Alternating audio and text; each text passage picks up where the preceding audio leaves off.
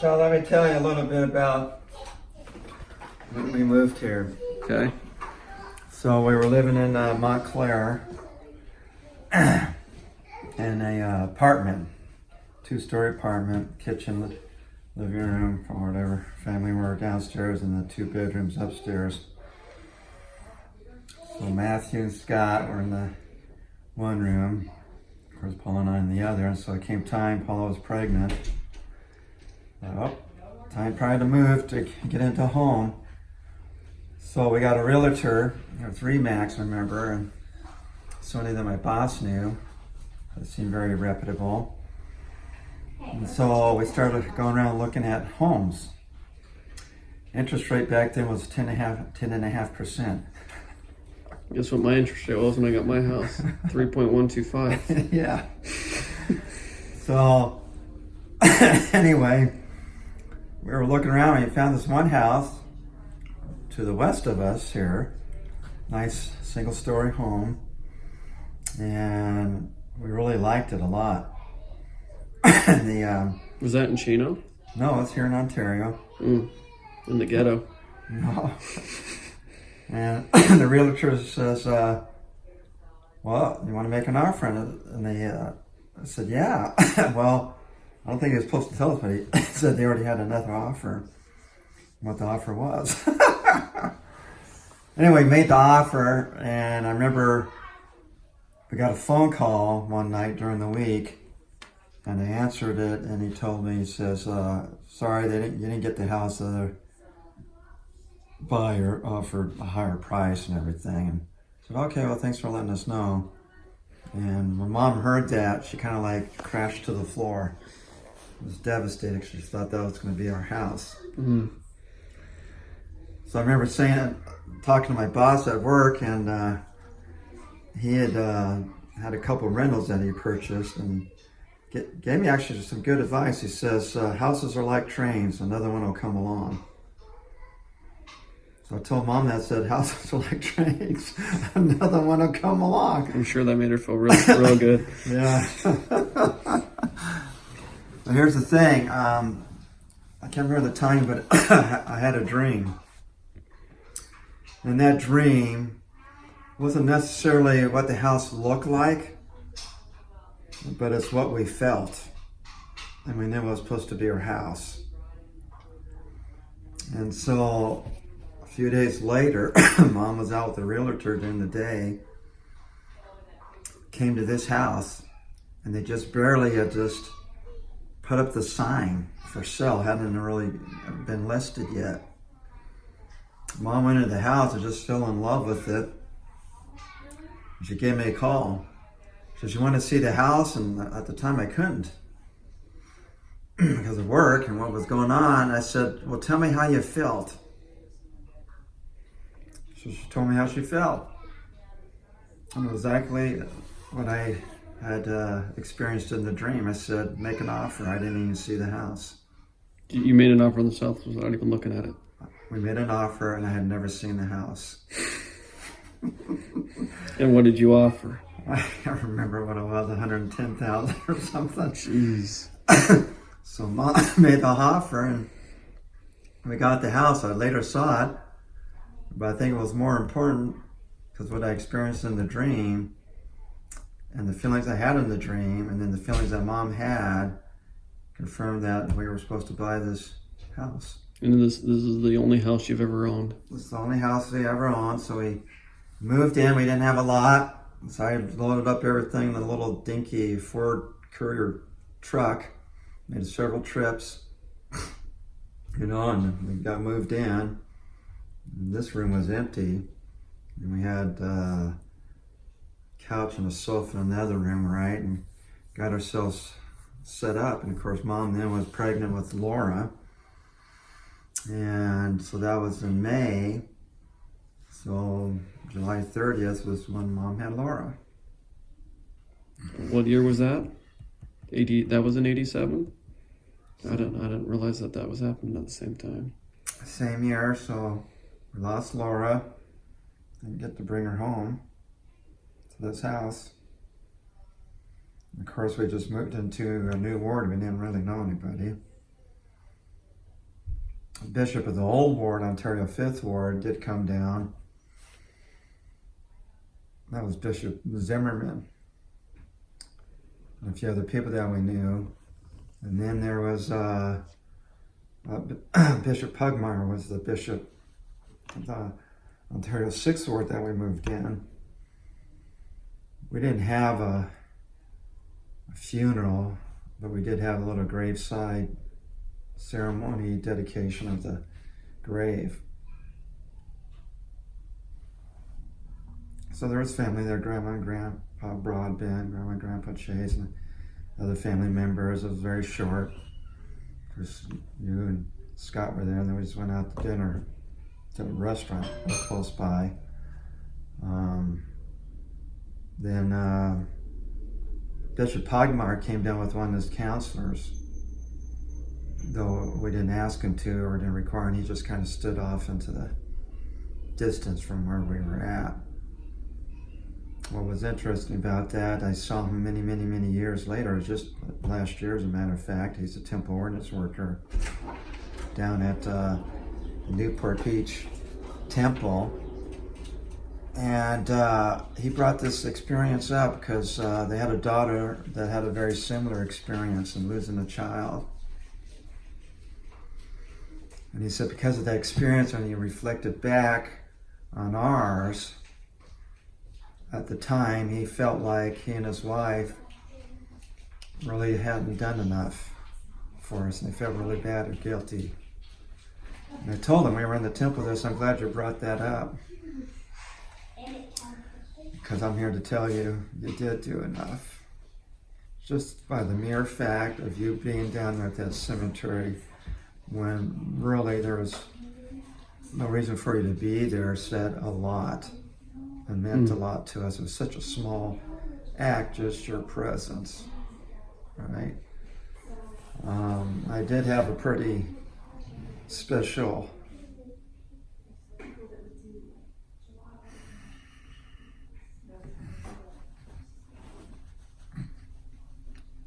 dream as we were trying to figure out why we weren't able to bring Laura home. It was pretty powerful. Like 2 dreams. It was very real, and it answered a lot of the questions, doubts, and things and concerns that we had. It was only particular to our situation. This wasn't revelation for every other person that might have a similar circumstance. Ours was a bit unique. Because everything I had read, studied, I had studied for weeks, months, prayed, and fasted a lot. Because everything I had read up to that point in time would leave one to understand that we would not have Laura again. Because of the circumstances. It wasn't really a stillborn thing, but because of the condition of her body and everything, one would possibly come to a conclusion that maybe she didn't experience mortality. Nonetheless, found out differently, and I have no doubt in my mind we'll have her again. In the millennium? Yep. Because I can't deny what was given to me at that time many years ago. Still very powerful, still very real, right? So that's kind of what started us out here on this home and the experience of this home, which did bring a special spirit. I did share with our parents. I remember Grandma and Grandpa Broadbent were here, sitting in the family room there, and I shared them those experiences and those dreams. Later, Grandma Broadbent said they couldn't get out of here fast enough to get back to the hotel because it was so overwhelming. I remember her talking about that. So I was glad I was able to share that with her, right? So that's how we got started in this home, and interesting enough, I mean, I did think, I don't know, many times about moving, and Moving out of the city or moving within the city? moving out of the city, getting another job. I'd interviewed. One time I interviewed that job when you were up there, freshman at BYU Provo. And I got an interview with the city of West Jordan. And they were looking for somebody. They had filled it at one time, but it didn't work out. And I think they had opened this job up these 2 times. Maybe this was the 3rd time. So I applied for the job. And so I went to the interview. And so I decided, well, I'll get there early. And they have a super nice city hall. It's probably 4 or 5 stories, right? So I went into the human resources department. I thought I'd get myself introduced. I said, well, it's the HR director here. Oh, yeah, just a second, let me get her. And I said, oh, yeah, Mark Chase. I got an interview, in about an hour or so. But I thought I'd come by early just to get introduced, get to know a few folks. Oh, yeah. So she takes me back in her office. And so we're visiting. And while we're visiting, all of a sudden the city manager comes walking in. Right? I'm like, I can't plan this any better, right? So I get to visit with the city manager. And I'm thinking, I can't believe this is happening. I'm making like some really strong, positive connections with these people. Finally, it was my turn to have my interview. So I go to interview what would have been equal to the Public Works Agency director, and he was looking for an assistant director. So I go in there, and he's scheduled a half-hour interview, and I think we almost interviewed for an hour.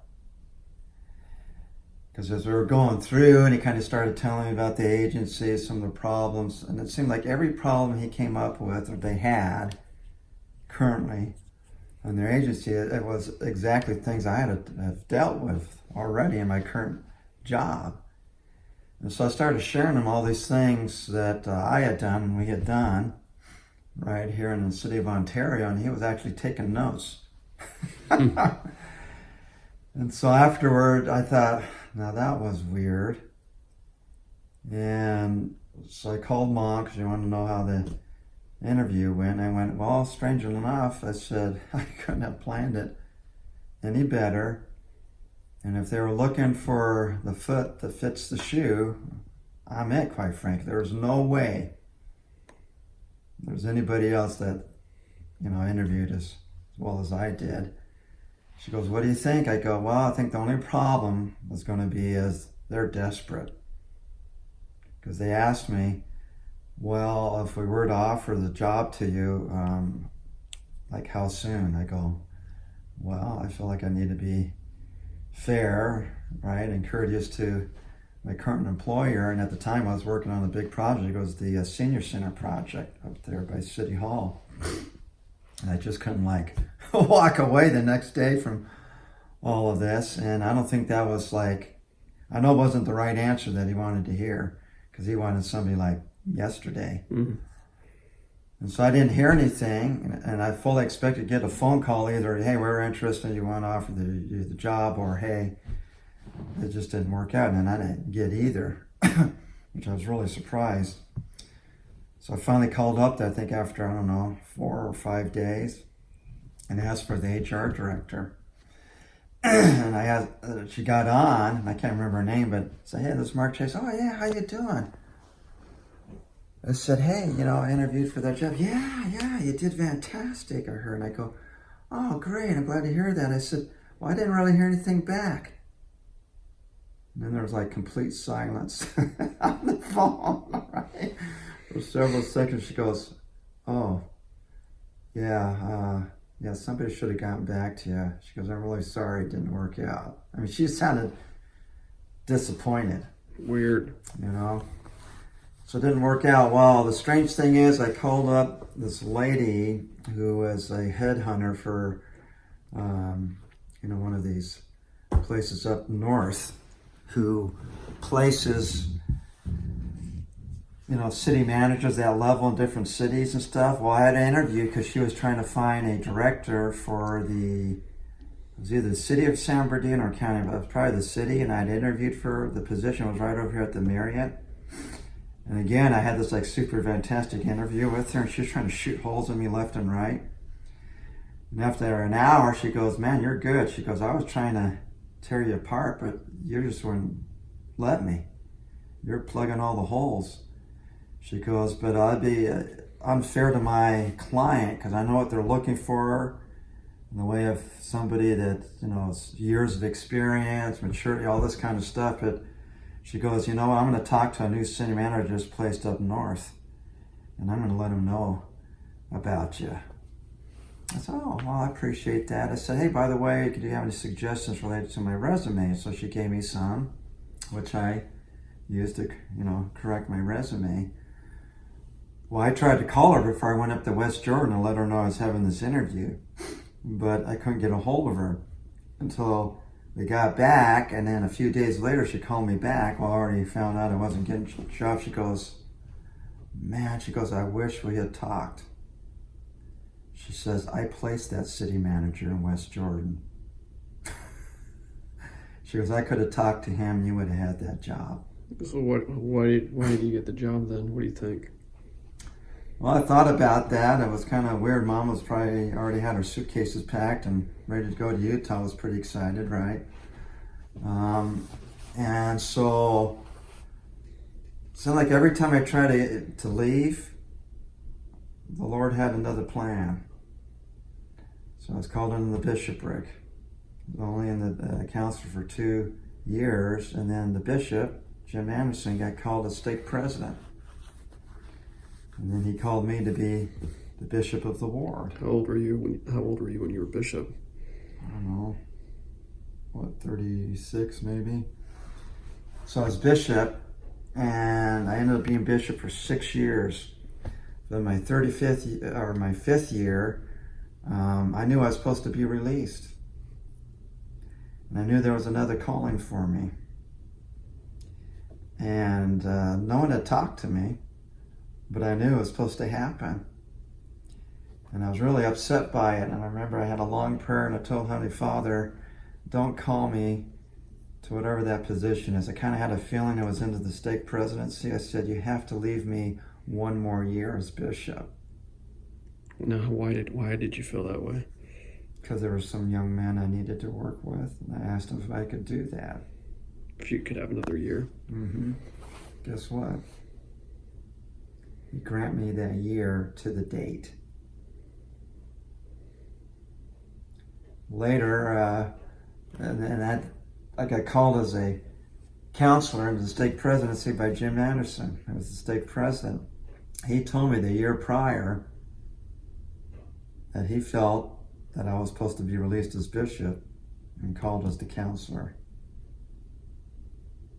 But the Lord granted me another year. So you were bishop for 6 years. 6 years. You were bishop when I was 12, and when I was to 18, and then I left, and then you got released. I think when I left on my mission, you were bishop.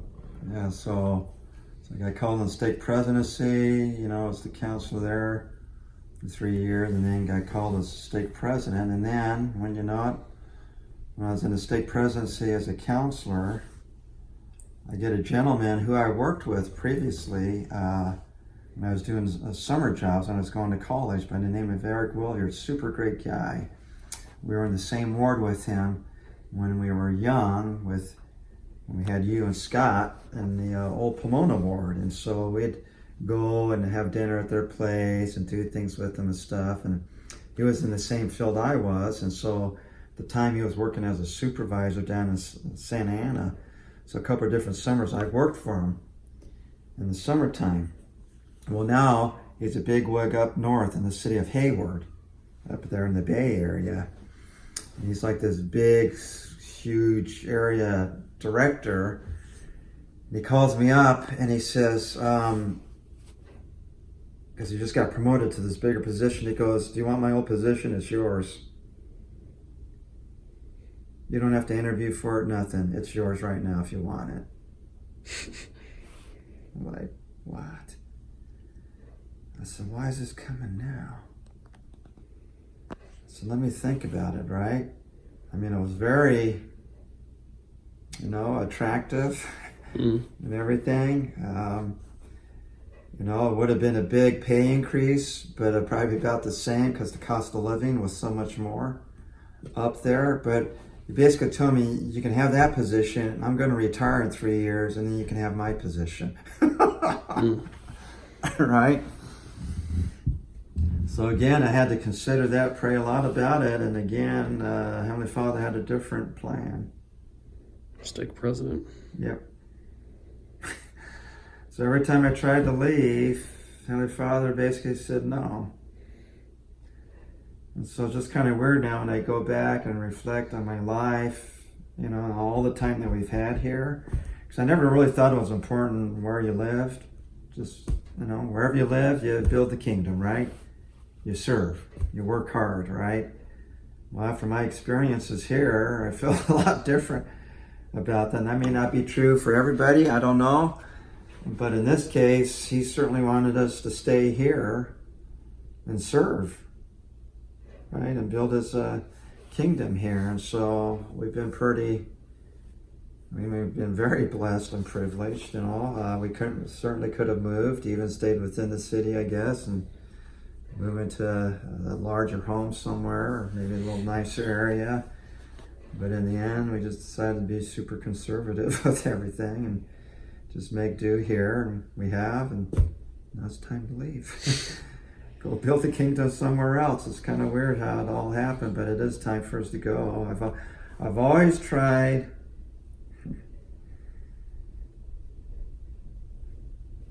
to follow the Spirit, no matter what. It hasn't always been comfortable. It hasn't always been my choice. Most cases it hasn't. But I learned a lesson long ago when I was stake president, early on. I'll never forget. Elder Dalton was the local area 70. We kind of had a little connection because when I got called as stake president, he was there being called as the new area 70. And I didn't even know who he was at the time, but we were both called at the same time. And President Sorensen's the one that set him apart for his new calling. And so we had that connection. And so we would meet in these, it's called a state coordinating council group. And at that time it was made up of, 18 stakes, Ontario being one of them. Smaller now because they reorganized. And so we would meet once a quarter with the Area 70 up at Ranch Cucamonga Stake Center, and they got stake offices. And so the one time we were meeting with them, he had just gotten back. All the general authorities in April, right before General Conference starts, they come. The 300, 400 general authorities all over the world, every single one of them, come for training with the brethren, meaning typically the presidents of the 70, the Quorum of the 12, and First Presidency. That's the training that they have. And so he shared this experience where they were all gathered together, and at this time, a point of the training, President Packer had opened it up to question and answers. And so there was a general authority who raised his hand.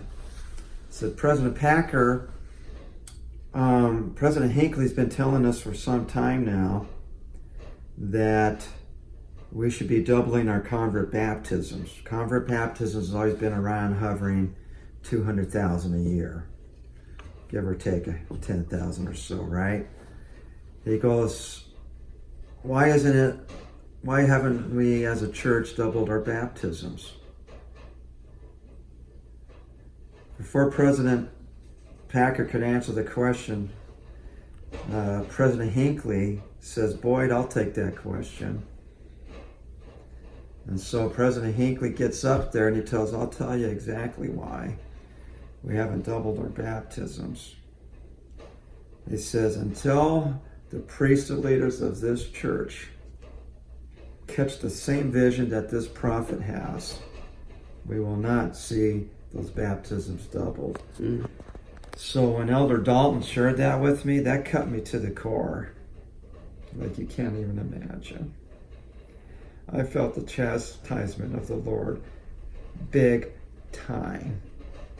I couldn't get out of that meeting fast enough because I wanted to bawl my little eyeballs out. We were there for another hour or so, and so I bolted out of there. And Lydia was driving home, crying all the way home. I went running into the room, dropped to my knees. I told Heavenly Father, sorry. And I repented. And I said, I'm going to be a much better priesthood leader. Heavenly Father, you tell me where to go. You tell me who to minister. And I'm going to act. I'm going to do it. I'm going to be much better. And I tried super hard from that point on for the rest of the time I was in the stake president. And I had unbelievable experiences.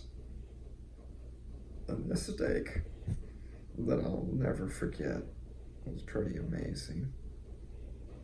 How the Spirit can direct you and prompt you when sometimes you don't even know who the people are.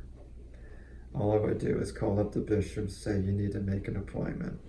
And we're going. And I always tell the bishop, and we're going fasting. We had amazing experiences that just, it's hard even to believe sometimes. So, okay, so. do you want to tell me a different story, or you do want to pick up with the other stuff we were talking about? Well, this kind of leads up to getting into this house. Okay. Because I just remember Mom, when we were in the apartment, Mom had 3 desires. I don't want to call them wishes, but desires. Mm-hmm.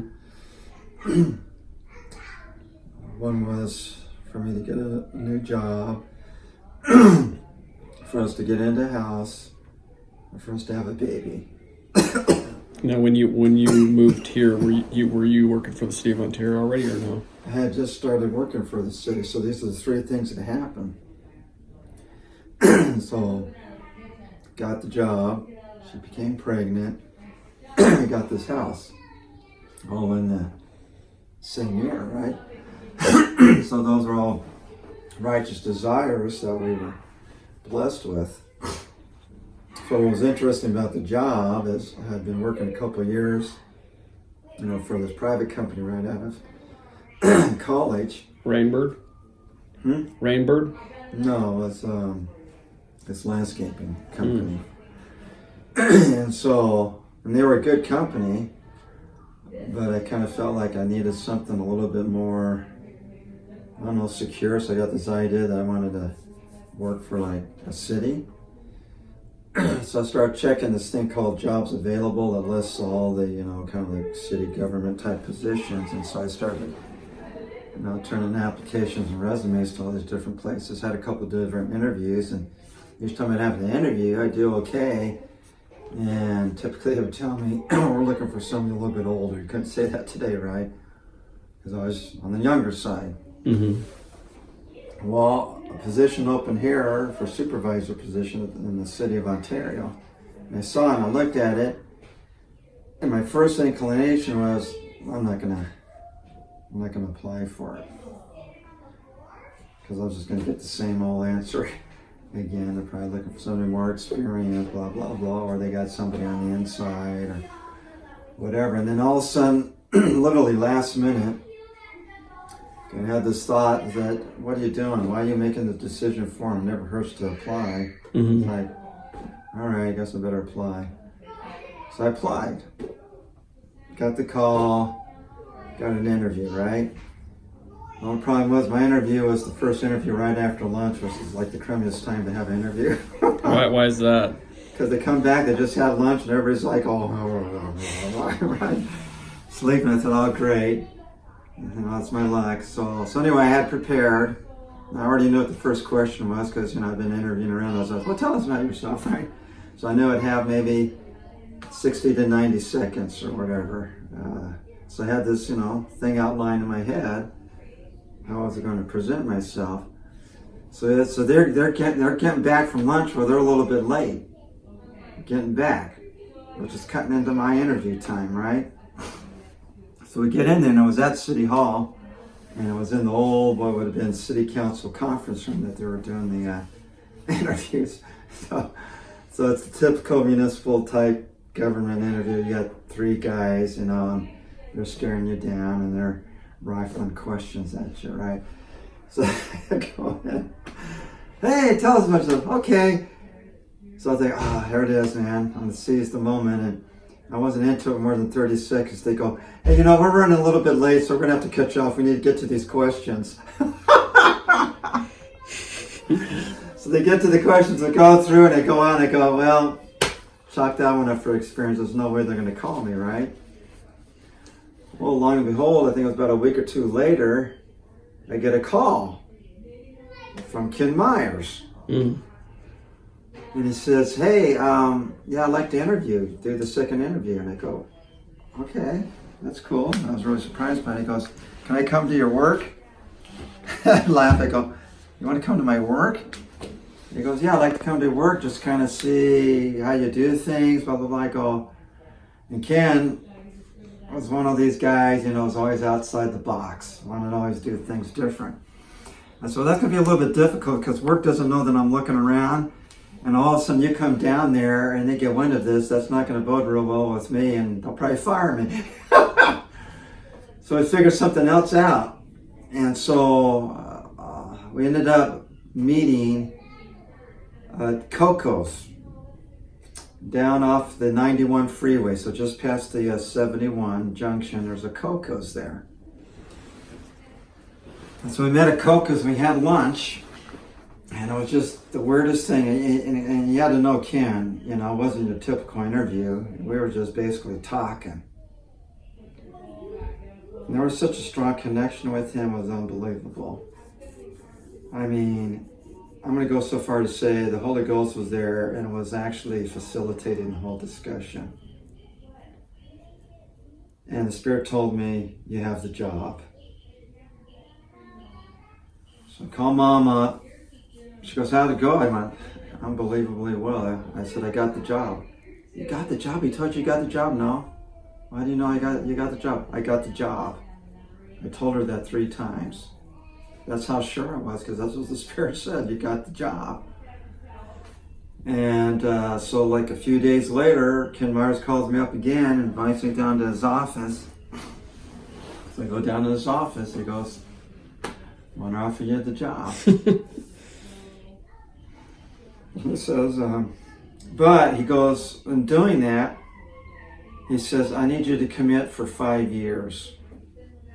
I need you to give me the 5 years, because I know you're probably up and coming and you'll be going on to the next better thing. Will you give me 5 years? I said, you have my word, I will give you 5 years. And I meant it, right? Well, I'll be forever grateful to Ken, because basically he's the man that gave me my career there at the city. And he was my mentor, and I learned a lot from him. And for him to have the openness of mind, quite frankly, to hire me was huge on his part, because he took a huge risk. Why? Because you were so young? Not just I was young, I was from the outside. I had no municipality type experience. He had 3 other guys he could have promoted, and he didn't. He hired me. Now, it wasn't real easy. The first year was probably the hardest I ever had, right? But once I kind of broke through, got in the family circle and started learning it, it was the best thing ever. I never in my wildest mind did ever think that I'd be there as long as I have, or was, 32 years.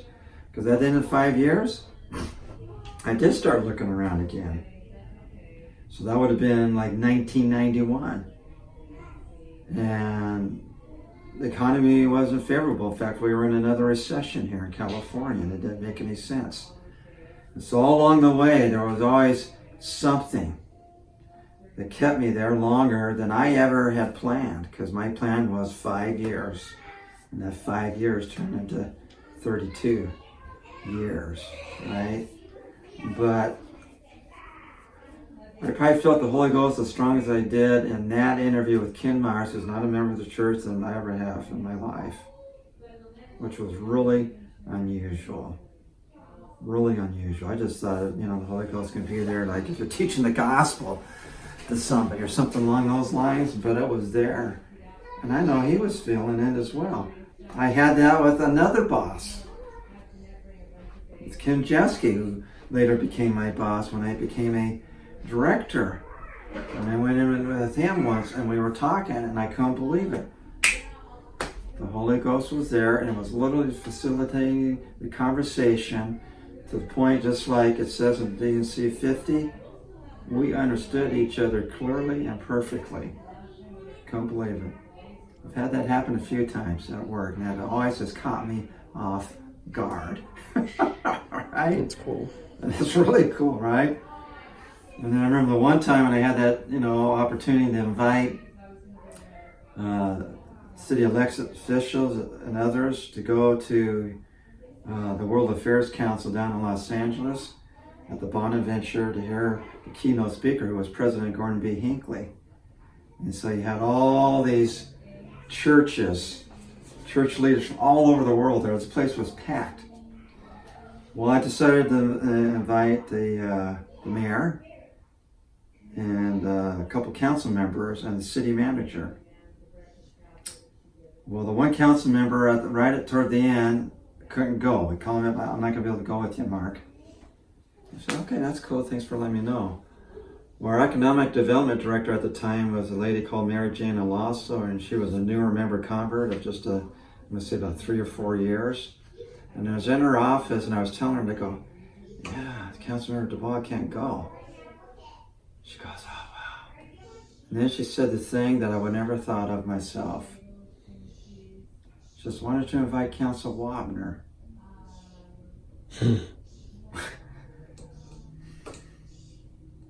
I said, that's the craziest thing anybody could ever say. Because that man's my enemy. Because he wanted me fired. Just a year before. The man wanted me fired. If it wasn't for Ken Myers, I would have lost my job. But the Spirit said, invite him. I felt like Nephi being directed to cut off Laban's head. I said, I can never do that. But I had to. So I invited him, and guess what? He accepted. He went. And from that day forward, he was my friend. That was unbelievable. That was amazing. He was taken back by President Hinckley. He was my enemy, became my friend, and on my last city council meeting, out of all the city council members, he was the one that said, Mark Chase has not only worked for this city for 32 years, he has worked for this community within his church as one of his principal leaders. He was a stake president for 10 years. Who says that? This guy is Jewish, right? But he was recognizing me for that service as an ecclesiastical leader. That was a miracle to go from where we were way back when to when I retired. That was amazing. That's pretty cool. Is he still a council member today? Yeah, he's still a council member today. He's actually a really good one. Out of all of them, he's probably the best. You wouldn't have said that back in the day, though. No, I wouldn't have. Right.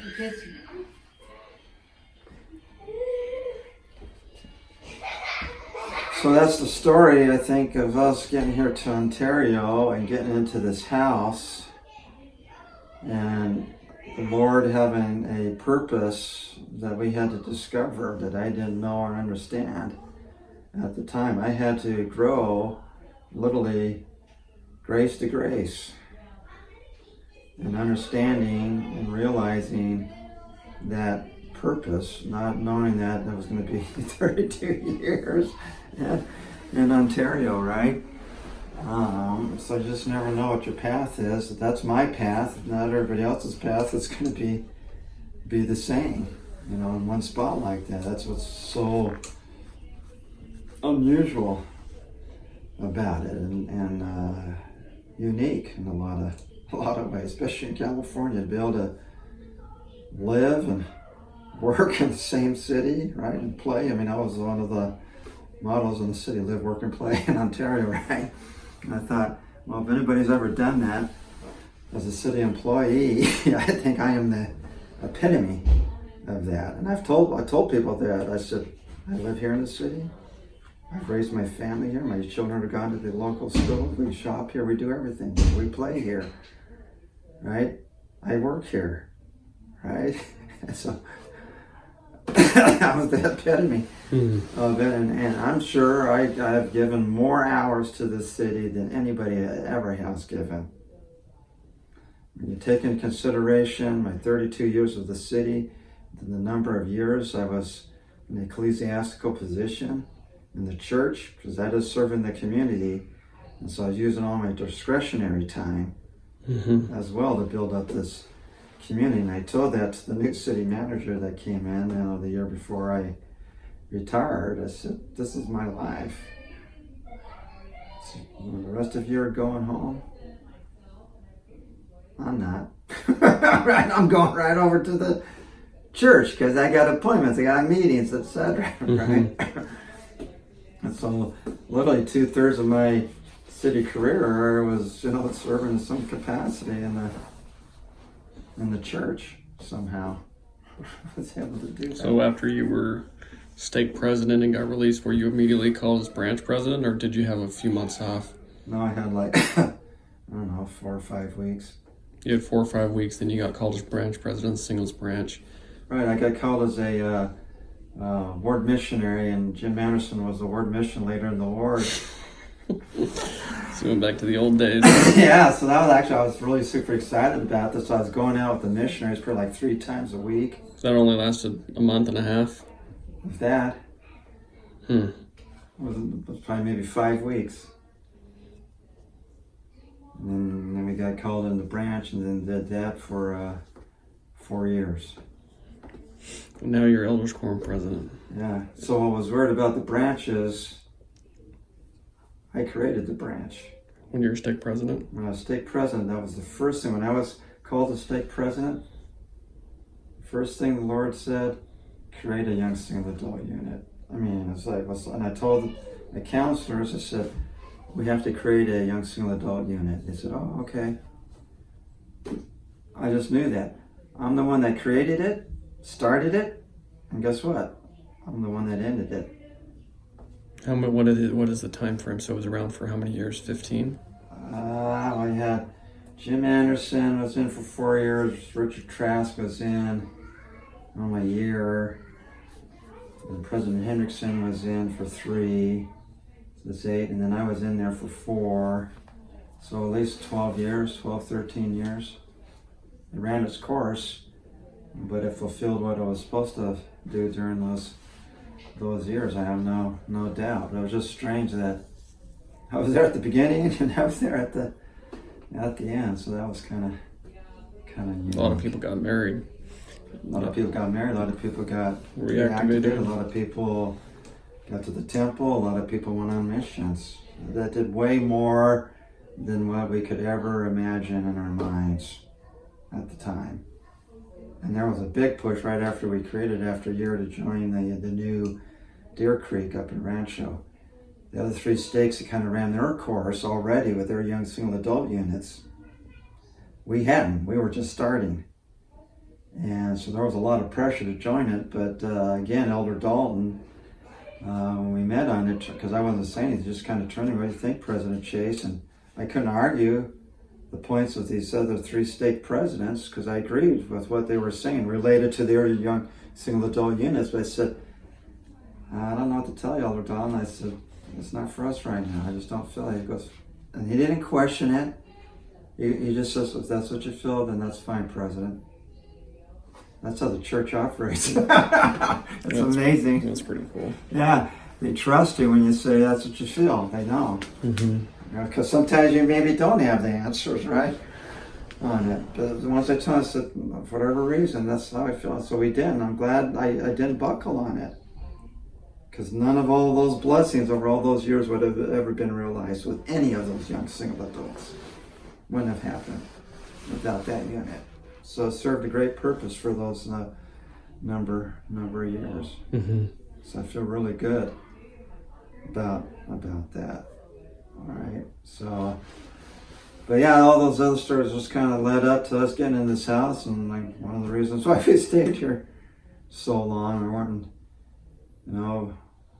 moving around every few years. This is for whatever reason where the Lord wanted us to be all this time, and now we've served that purpose, and that's been pretty clear to me.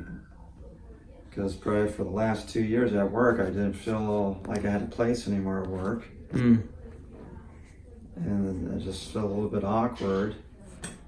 And it's like, I guess, my career is ending. But then I started having the same feelings about church right toward the end, right before I retired.